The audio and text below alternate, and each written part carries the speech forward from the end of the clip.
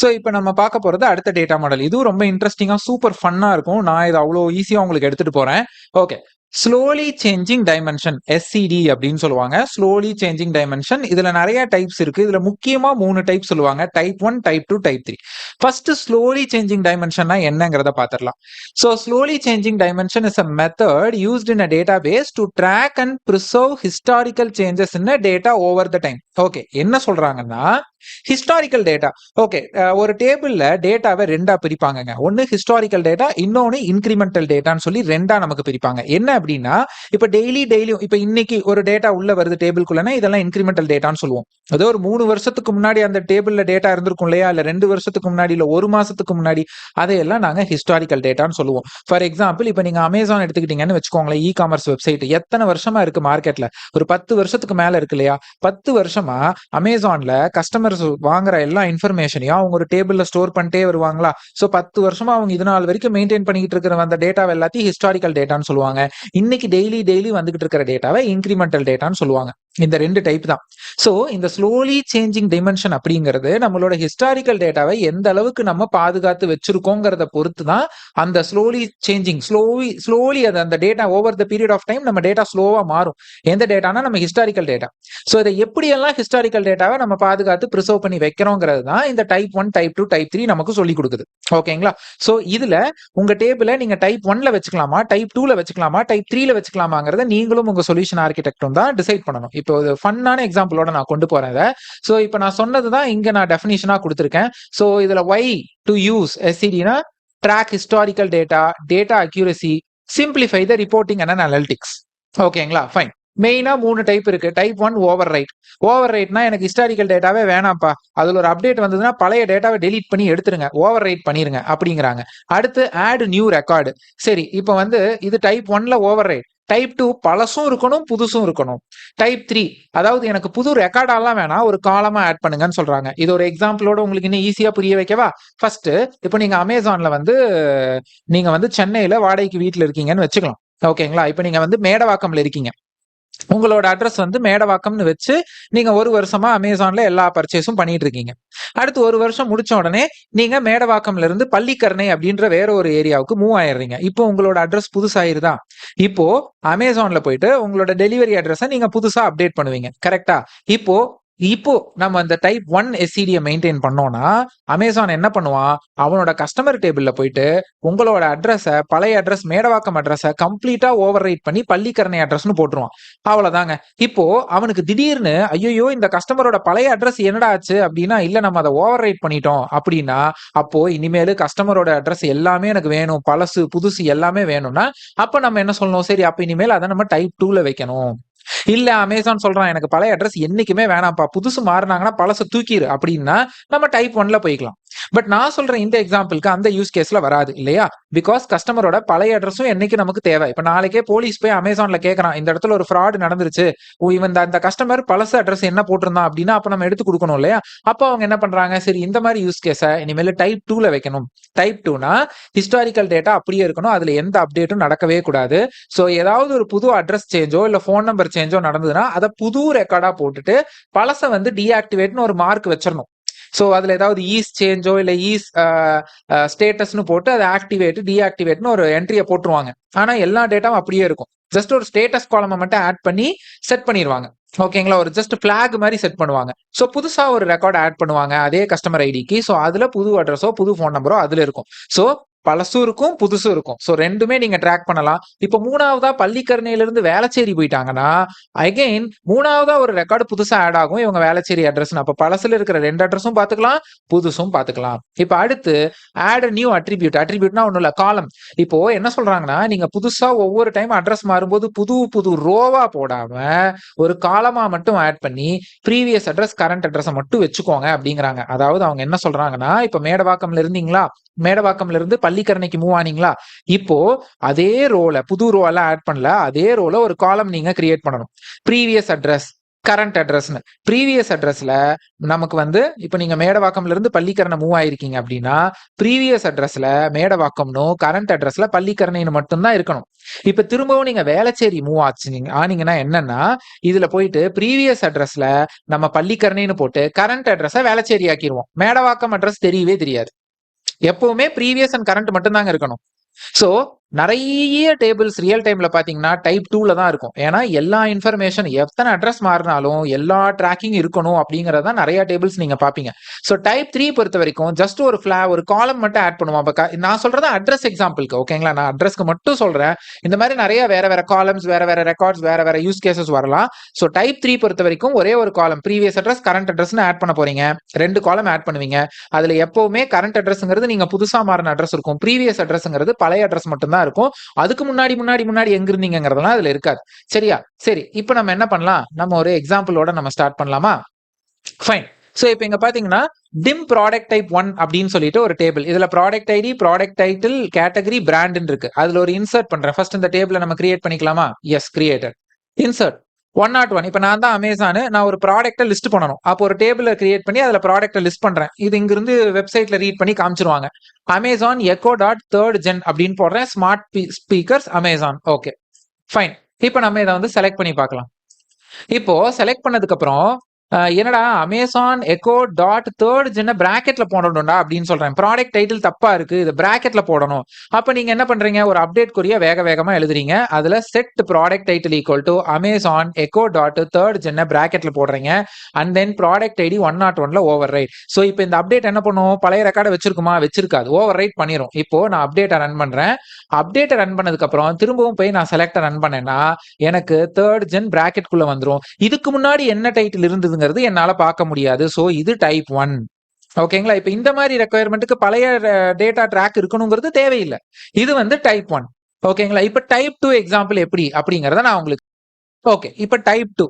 So type 2க்கு dim seller type 2னு ஒரு டேபிள். இதுல செல்லரோட கீ, செல்லரோட ஐடி, செல்லரோட name, store location, effective date, end date, is current.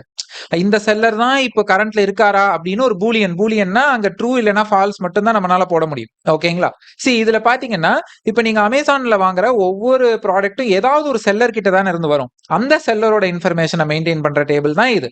First இந்த டேபிளை நம்ம கிரியேட் பண்ணிடலாம். இப்போ இந்த டேபிளுக்கு ஒரு இன்சர்ட் போடுறேன். என்ன? செல்லரோட கீ 1, செல்லரோட ஐடி 501, செல்லரோட நேம் வந்து பெஸ்ட் செல்லர் ஐஎன்சி, அது அவரோட கடை பேரு. அடுத்து செல்லரோட லொகேஷன் வந்து சியாட்டல். ஓகேங்களா? அதுக்கப்புறம் 2022-01-01 எஃபெக்டிவ் டேட், எப்ப இருந்து இவர் இருக்காரு அப்படிங்கிற அந்த இன்ஃபர்மேஷன். அடுத்து எண்ட் டேட், இன்னும் அவர் எண்ட் ஆகல, அதனால நல்லு. அடுத்து இவர் தான் கரண்ட், இப்போதைக்கு இந்த ப்ராடக்ட்டுக்கு இந்த செல்லர் தான் கரண்ட், ஆனா ட்ரூ. ஆமாங்க. ஓகேவா? இப்ப இதையும் நம்ம ரன் பண்ணிடலாம். ரன் பண்ணிட்டு இப்ப இதை நம்ம செலக்டும் பண்ணி பார்த்துடலாம். Select star from. ஓகேவா? சோ இதுதான். இப்ப என்னன்னா இப்ப புதுசா வந்து அவங்க லொகேஷன், அந்த செல்லர் இருக்காரு இல்லையா, அந்த செல்லர் அவரோட லொகேஷனை மாத்துறாரு. ஓகேங்களா? சோ அவர் வந்து எங்க சியாட்டல்ல இருந்தவர் இப்ப வந்து லாஸ் ஏஞ்சல்ஸ்க்கு போறாரு. ஓகேவா? அப்போ இந்த இடத்துல நம்ம அப்டேட் பண்ணக்கூடாது. புதுசா ஒரு ரோவை தான் இன்சர்ட் பண்ணணும். ஆனா அதுக்கு முன்னாடி ஒரு அப்டேட் பண்ணணும். எதுக்குன்னா இங்க பாருங்க, இந்த இடத்துல நம்ம வந்து இவரோட ஈஸ் கரண்ட்டை வந்து ஆமான்னு செட் பண்ணியிருக்கோம், ட்ரூன்னு செட் பண்ணியிருக்கோம். இப்போ வந்து இது நீங்க வந்து சியாட்டல்ல இருந்து அவர் லாஸ் ஏஞ்சல்ஸ் மாறிட்டாருன்னா ஈஸ் கரண்ட்டை நம்ம ஃபால்ஸ்ன்னு செட் பண்ணணும். இல்லைன்னா யூசருக்கு இதுதான் அவரோட கரண்ட் அட்ரஸ்னே காமிச்சுக்கிட்டு இருக்கும். ஓகேங்களா? அப்போ ஃபர்ஸ்ட் அதை அப்டேட் பண்ணணும். இங்க பாத்தீங்கன்னா தெரியும், அப்டேட் நம்ம 2 விஷயத்தை அப்டேட் பண்ணணும். ஒன்னு, அவரோட இந்த எஃபெக்டிவ் டேட் எண்ட் ஆக போகுது, இதை எண்ட் பண்ணி விட்டுறணும். இப்ப இன்னைக்கு தான் எண்ட் பண்றாரு. இப்ப பாத்தீங்கன்னா 2023-01-15 அந்த அன்னைக்கு அவருக்கு எண்ட் டேட்டை போட்டு விட்டுட்டு ஈஸ் கரண்ட்டை ஃபால்ஸ்ன்னு போட்டு விட்டுட்டு நம்ம வந்து வேர் கண்டிஷன்ல 501 ஈஸ் கரண்ட் இப்ப ட்ரூ, இது வேர் கண்டிஷன். சோ அவர் எண்ட் ஆகுறாரு, அவர் அபிஷியலா நம்ம எண்ட் பண்ணிடணும். அவர் புது லொகேஷன் போட்டா அவர் புதுசா தான் ரோ இன்சர்ட் பண்ணணும். ஓகேங்களா? இப்ப நீங்க ஒரு கம்பெனில வேலை செய்றீங்கன்னு வச்சுக்கோங்களேன்.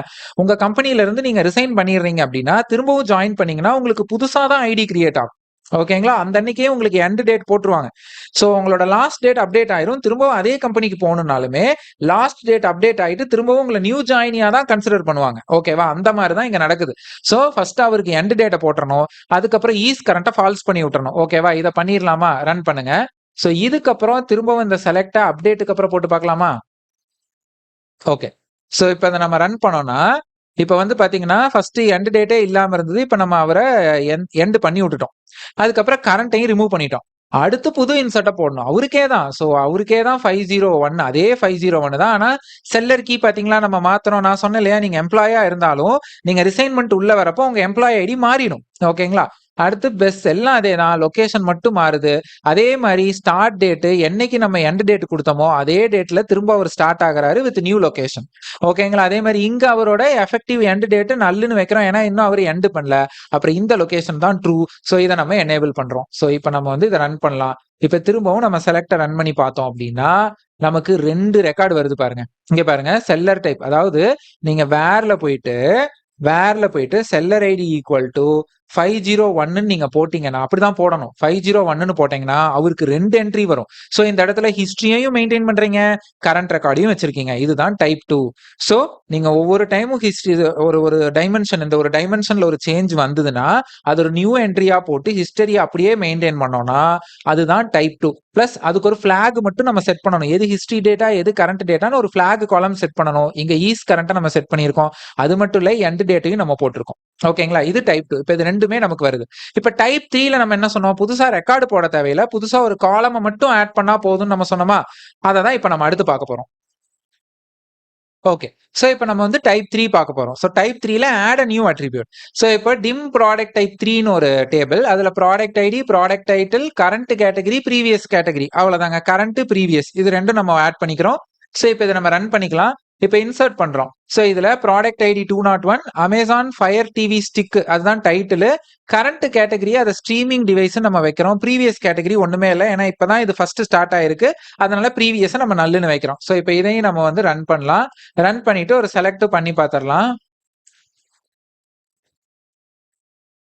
Select star from. ஓகேவா? சரி, இதை வந்து நம்ம ரன் பண்ணிடலாம். ஓகே.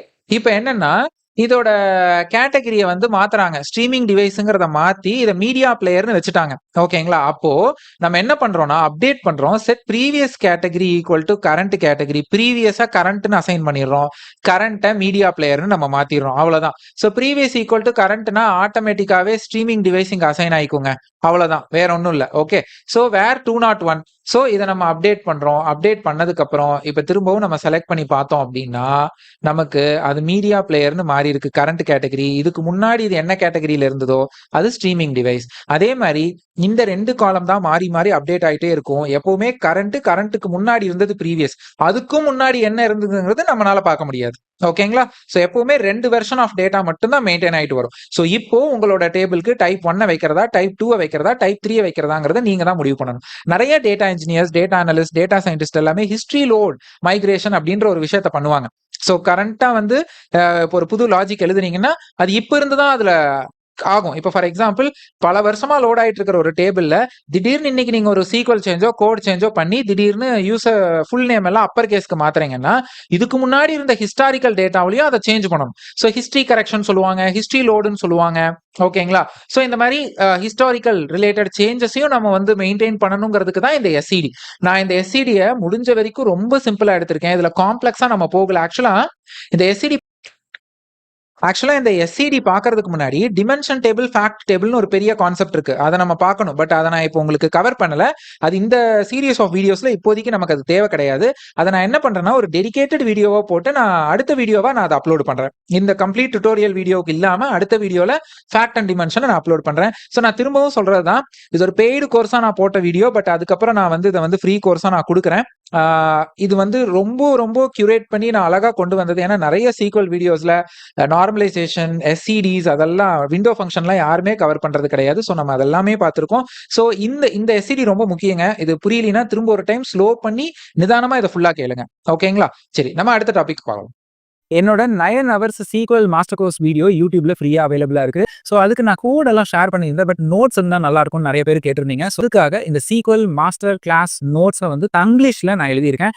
ஸோ இந்த புக்ல பாத்தீங்க அப்படின்னா flow charts, syntaxes, examples and then definition எல்லாமே தங்கிலீஷ்ல நான் கொடுத்துருப்பேன். ஸோ இந்த புக்கோட பிரைஸ் ₹59 அண்ட் இந்த புக்கோட சேர்த்து 100 SQL interview problems with answers அது ஃபுல்லா தங்கிலீஷ்ல தான் இருக்கு. அண்ட் அந்த புக்க நான் இந்த புக்கோட ஃப்ரீயா குடுக்குறேன். அண்ட் இந்த புக்கோட பர்ச்சேஸ் லிங்க் அண்ட் என்னோட 9 ஹவர் சீக்வல் மாஸ்டர் கோர்ஸ் வீடியோவோட லிங்க் இதோட லிங்க் எல்லாமே டிஸ்கிரிப்ஷன் பாக்ஸ்ல இருக்கு. நீங்க போய் எடுத்துக்கலாம். தேங்க்ஸ் ஃபார் வாட்சிங். என்னோட யூடியூப் சேனல்ல நிறைய மாஸ்டர் கோர்ஸ் வீடியோஸ் தமிழ்ல நான் ஃப்ரீயா போட்டுட்டு இருக்கேன். பைத்தானுக்கு 12 ஹவர்ஸ், சீக்வலுக்கு 9 ஹவர்ஸ், லினக்ஸுக்கு 4 ஹவர்ஸ், பிக் டேட்டா இன்ஜினியரிங்ல மட்டும் 20 ஹவர்ஸ்க்கு வீடியோ. அது இல்லாம AI, Google cloud, Azure, AWS மாதிரி நிறைய வீடியோஸ். அதே மாதிரி ஸ்காலா, ஜாவா மாதிரி ப்ரோக்ராமிங் லாங்குவேஜஸும் தமிழ்ல போட்டுட்டு இருக்கேன். ஸோ என்னோட சேனல்ல எல்லா வீடியோஸும் தமிழ்ல தான் இருக்கும். போய் எக்ஸ்ப்ளோர் பண்ணி பாருங்க. அதே மாதிரி நான் குட்டி குட்டி நோட்ஸ் அண்ட் புக்ஸை இங்கிலீஷ்லையும் தங்கிலீஷ்லையும் எழுதிட்டு இருக்கேன். ஸோ அதோட லிங்க்ஸும் வந்து டிஸ்கிரிப்ஷன் பாக்ஸ்ல இருக்கு. ஜஸ்ட் ₹3 ஆரம்பிச்சு ₹50 வரைக்கும் என் புக்ஸ் எல்லாம் இருக்கும். நீங்க அதெல்லாம் வந்து வாங்கி யூஸ் பண்ணி பார்க்கறதுனா பார்க்கலாம். அதே மாதிரி நம்ம கிட்ட ஒரு ப்ராடக்ட் இருக்கு கால்டு tablenotfound.com. ஸோ இது லீட் கோடுக்கு ஆல்டர்னேட் மாதிரி. இதுல நீங்க SQL, Linux and Python coding practice பண்ணி பார்க்கலாம்.